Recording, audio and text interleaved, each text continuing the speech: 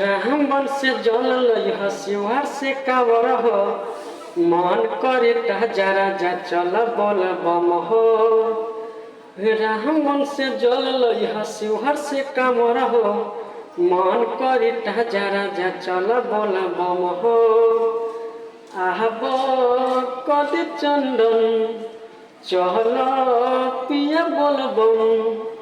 आहब कद चंदन चल पिया बोल बम।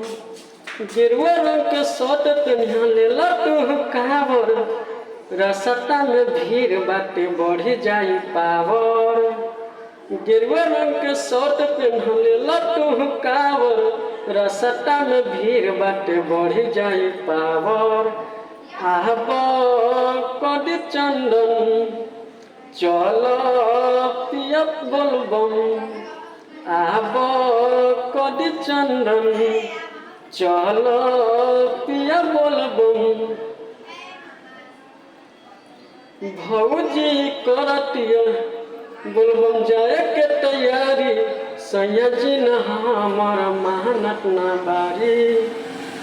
भौजी करतिया बोलबम जाए के तैयारी सैया जी हमर मेहनत न बारी। आहब कद चंदन चल पिया बोल बम। आहब कद चंदन चल पिया बोल बम।